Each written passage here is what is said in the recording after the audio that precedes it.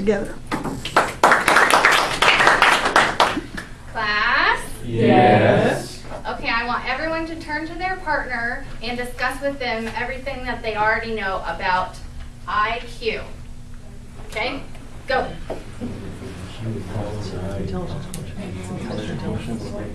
Supposedly how smart you are. There's no real test to prove it. They're all pretty biased.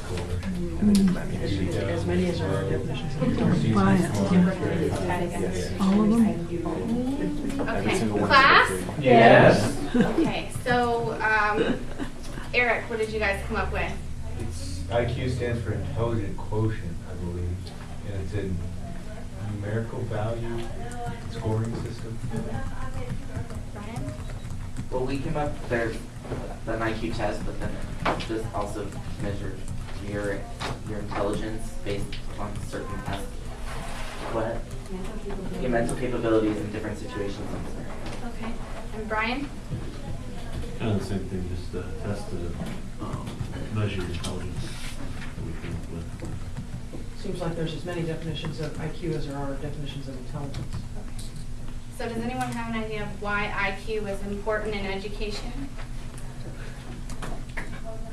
Okay. It was used to sort of place people in appropriate. I think that deserves a 10-finger woo there. Woo! Okay, so the psychologist that actually developed the equation for figuring out a person's IQ was Louis Terman. And he worked with Binet, who also developed the first intelligence test, we talked about that already, for measuring someone's mental acuity. And there's actually a formula for coming up with a person's IQ number. And so I'm going to write it on the board first, and then we're going to do some gestures to go along with it here. So the IQ equals your mental age divided by your chronological age times 100. So your IQ equals your mental age divided by your chronological age times 1,000 or 100. Very good. Okay, turn to your partners and go over that real fast. Okay, or teach. Okay.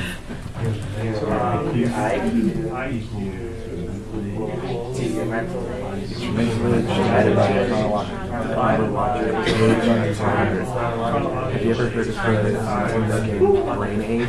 It's a really interesting little All right, class. Very that good. actually uses this. Okay, so Terman did a lot of work on, he studied, what he did is he had a study and it was titled Genius and Stupidity, a study of the intellectual processes of 7 bright and 7 stupid boys. And so he kind of did, testing to figure out what were characteristics of geniuses or highly gifted students. And some of the things that he found is that they were very creative, they had good logical processes, mathematical abilities, language mastery, they were able to interpret fables, they were skilled in learning the game of chess, which I thought was an interesting one. They had good memory, and good motor skills as well. And so what he did is these children that he studied were called the Terman's termites.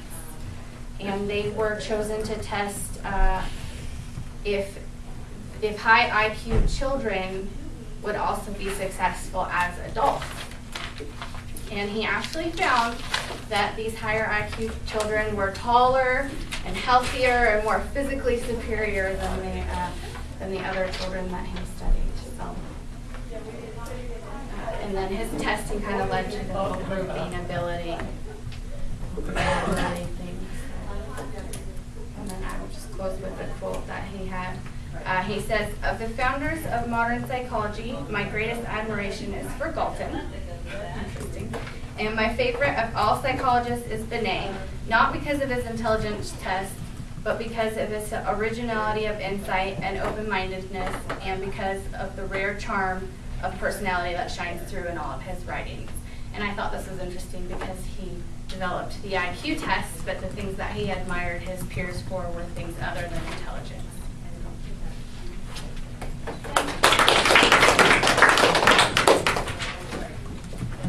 Oh, okay. So mine is just use of power teaching.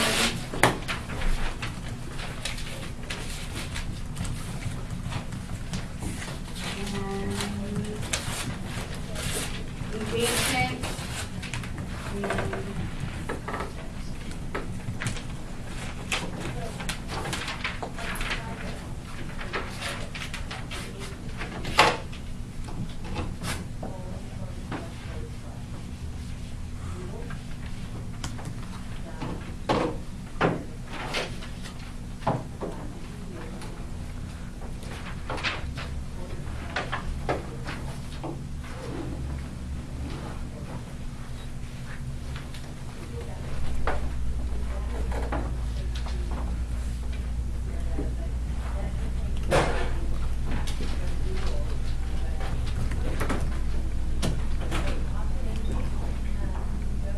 Laura, who is your theorist?